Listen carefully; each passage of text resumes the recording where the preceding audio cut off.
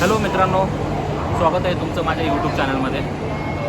तर आज दिनांक आहे 6 जून आणि मी आज आहे आता सध्या पुणे स्टेशनवरती।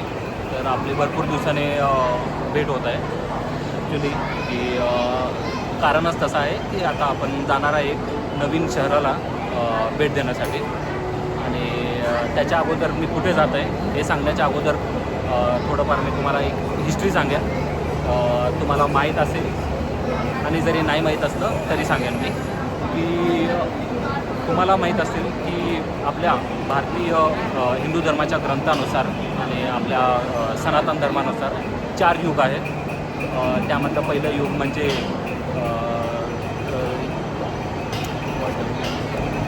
तर पहिलं जे युग आहे ते आहे सत्ययुग, दुसरं आहे त्रेतायुग, तिसरं आहे द्वापरयुग आणि चौथा आहे कलियुग। जे सत्ययुगमध्ये म्हणलं जातं जे पूर्णपणे सत्य आणि जे धर्माचा प्रभाव त्यामध्ये जास्त होता।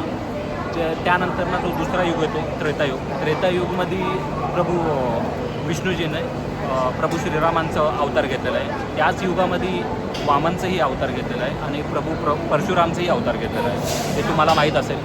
तिसरा आहे द्वापरयुग, ज्या युगामध्ये श्रीकृष्णाचा अवतार घेतलेला आहे प्रभू विष्णूंनी आणि चौथा आहे कलियुग, जे आपण आता ह्या युगमध्ये आहे कलियुगमध्ये।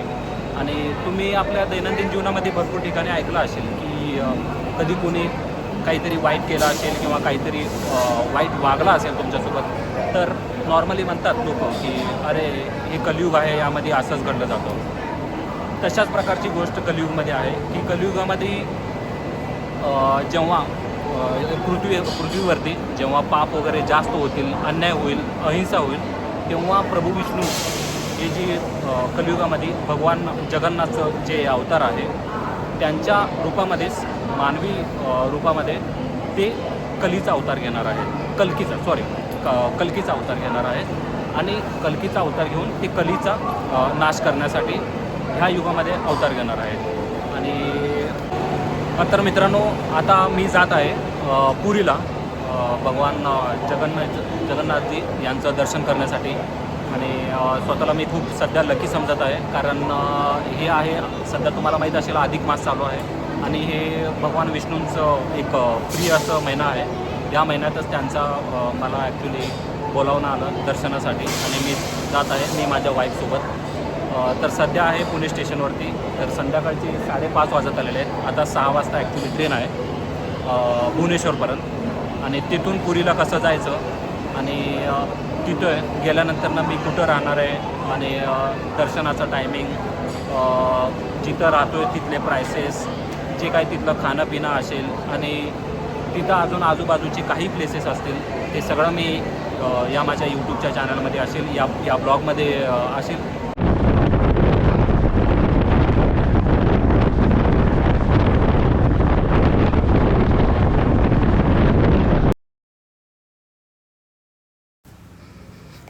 हॅलो मित्रांनो, तर तब्बल 30 तासाने आपण पोचलेलो आहे आता पुणेपासून इथं भुवनेश्वर रेल्वे स्टेशनवरती आणि रेल्वे स्टेशनमध्ये प्लॅटफॉर्म नंबर 4वरती ट्रेन येऊन थांबले आणि आता मी आलेलो आहे वरती, जे फर्स्ट फ्लोअरलाच वेटिंग हॉल टाईप आहे। येथे एक प्रकारे वेटिंग एरिया म्हणता येईल। पूर्णपणे खूप मोठा असा स्पेस आहे, जिथं तुम्ही कधी रात्रीच्या टायमाला आला तरी पण तुम्ही थोडा वेळ थांबू शकता, इवन तो झोपूही शकता। इथं सगळे झोपण्याचं बसण्याची वगैरे व्यवस्था आहे आणि ट्रेन आमची लेट झाली 2 तास आणि आता पुढे इथून भुवनेश्वरवरनं पुरीला जाण्यासाठी ट्रेन आहे। ती 1:15 वाजता होती, आता 2 तास लेट झालेली आहे ते पण। आता इथून 3:30 वाजता या स्टेशनवरती पुरीला जाण्यासाठी ट्रेन येणार आहे।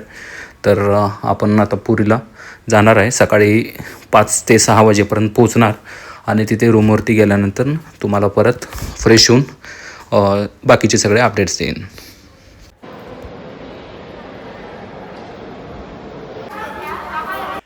हॅलो मित्रांनो, तर आता वाजलेले आहेत सकाळचे 5:15 आणि खूप टायर्ड असल्यामुळं मी व्हिडिओ बनवू शकलो नाही पुरी रेल्वे स्टेशनवरती, पण डायरेक्ट आलेला आहे मी रूमवरती आणि हे तुम्ही रूम बघू शकता। खूप डिसेंट असं आहे, खूप सुंदर असे रूम आहे आणि हे आहे नीलाद्री भक्त निवास। डबल बेड आणि हा AC आहे. आणि तुम्ही हे इथे बाथरूम पण बघू शकता. बाथरूम हे खूप क्लीन आहे. खूप क्लीन असं room, double bed AC room आहे. आणि पहिला फ्रेश होतो मी आता. फ्रेश होऊन नंतरनं ह्या भक्तनिवास मधले बाकीचे रूम कसे आहेत आणि आउटसाईड एरिया कसा आहे याच्याबद्दल सगळी माहिती सांगतो. तर मित्रांनो, आता वाजलेले आहेत सकाळचे 7 वाजून 10 मिनिट. आणि तुम्ही बघू शकता हे आहे नीलाद्री भक्तनिवास, जिथं मी माझं रूम आहे मी बुकिंग केलेलं होतं. आणि तुम्ही हे बघू शकता नीलाद्री भक्तनिवास, त्यांची ही वेबसाईट आहे आणि तिथे खाली नंबर पण दिलेला आहे. इथे ऑफलाईन तुम्ही बुकिंग करू शकत नाही. तुम्हाला जर बुकिंग करायचं असेल तर 2 महिन्याच्या अगोदरच त्यांच्या ऑफिशियल वेबसाईटवरनं तुम्ही बुकिंग करू शकता. असे 4 ॲक्च्युली भक्तनिवास आहेत. आणि तुम्ही हे बघू शकता हे प्युअर व्हेज रेस्टॉरंट. आणि इथे तुम्हाला जे काही गाड्या वगैरे पाहिजे असेल इथून तर तुम्हाला त्याचीही सोय केली जाईल. आणि इथे जेवणाची पण सोय आहे, पण ते पेड आहे. तुम्ही हे बाहेरचा एरिया बघू शकता. खूप छान असं सुंदर असं वातावरण आहे. सकाळचे 7:15 वाजलेले आहेत. आणि मंदिरापासून 500 मीटर अंतरावरतीच हे रूम आहे. आणि तुम्ही बघू शकता हे जो समोरच्या गेटच्या बाहेर जो रोड आहे तो मेन रोड आहे, त्याला आपण ग्रँड रोड असं म्हणतो. मंदिर खूपच जवळ आहे. मंदिराच्या जवळच हे भक्तनिवास आहे. आणि तुम्ही हे बघू शकता नीलाद्री भक्तनिवास. खूप सुंदर असं बिल्डिंग आहे. रूम पण खूप आत क्लीन्ड आहेत. खूप चांगले रूम आहेत. तुम्हाला जर बुकिंग वगैरे करायचं असेल तर नक्की मी रिकमेंड करेन नीलाद्री भक्तनिवासमध्ये नक्की रूम बुकिंग करा. नमस्कार मित्रांनो. तर भरपूर जणांचे मेसेज होते की मी कुठं राहिलो काय इथं पुरीमध्ये. तर तुम्ही बघू शकता हे आहे नीलाद्री भक्तनिवास, जे ओरिसा गव्हर्नमेंटचं आहे. ओरिसा गव्हर्नमेंटच्या अंडर येतं. जे याच बिल्डिंगच्या समोर नीलाचल भक्तनिवास पण आहे. असे कमीत कमी 4 भक्तनिवास आहेत ओरिसा गव्हर्नमेंटच्या अंडर. आणि जर तुम्हाला जर रूम वगैरे बुक करायचं असेल तर ह्यांच्या ऑफिशियल वेबसाईटवरती तुम्ही जाऊन रूम वगैरे बुक करू शकता. आणि कमीत कमी तुम्हाला 2 महिन्याच्या अगोदर रूम बुक करावं लागेल. आणि जेव्हा आणि पूर्ण या डिपॉझिट वगैरे काही नाही आहे. डायरेक्टली तुम्ही डेचे जे काही चार्जेस आहे तेवढे देऊ शकता. आणि मी येथे दिलेला आहे पर डेचा 1800 रुपये, म्हणजे 3600 रुपये. 2 दिवसाचे मी चार्जेस पे केलेले आहे. त्यामुळे इथं ॲडव्हान्स बुकिंग केलेलं होतं. ऑफलाईन बुकिंग नाही आहे. जर तुम्हाला इथं राहायचं असेल तर ऑनलाईन बुकिंग करावं लागेल. वेबसाईट मी लिंकमध्ये देईनच, जे काही ओरिसा गव्हर्नमेंटचं जे काही आहे.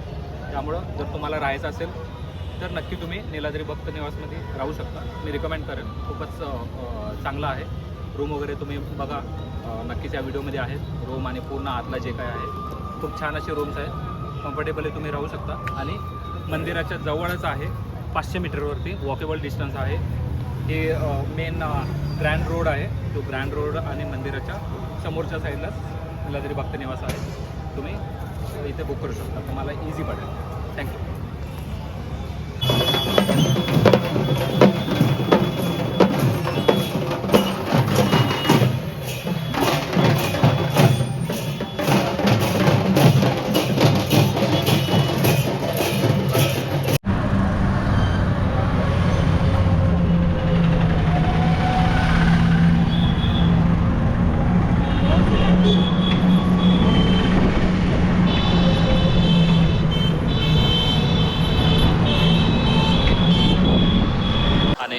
आत्ता जस्ट नाश्ता वगैरे करून मी आलेलो आहे पुरी बसस्टँडवरती. आता आपल्याला इथून जायचं आहे कोणार्कला. दर्शन मी उद्या करणार आहे, उद्या सकाळी, कारण पहाटे 4 वाजता वगैरे जायचं आहे दर्शनाला. पण आज ते टायमिंग जुळलं नाही, त्यामुळं आज पहिला कोणार्क करणार आहे. आणि सोमवारचं मोस्टली ओरिसा गव्हर्नमेंटतर्फे जे बसेस जातात ते ॲक्च्युली ते बंद असतात. त्यांना त्या बसेसना सुट्टी असतात. त्यामुळं तुम्हाला प्रायव्हेट बसेस जावं लागेल, जे माझ्या मागे थांबलेले आहे. तुम्ही बघू शकता कोणार्कसाठी. आणि तिकीट प्राइसेस आहे 60 रुपये. आणि हे प्लॅटफॉर्म नंबर आहे 8, जिथं तुम्हाला कोणार्कसाठी गाडी मिळेल. ते म्हणलेले आता 10 ते 15 मिनटात गाडी निघेल आणि 1 तास लागेल कोणार्कला पोहोचण्यासाठी. आणि हे 60 रुपये चार्जेस हे वन वे आहे, जेणेकरून तुम्हाला येताना परत अजून 60 रुपये द्यावं लागतील. तर आपण आता निघूया 10-15 मिनटात ही गाडी निघणार आहे आणि कोणार्कला पोहोचल्यानंतर ना मी पुन्हा व्हिडिओ बनवेन आणि तिथली सगळी माहिती देईन. धन्यवाद.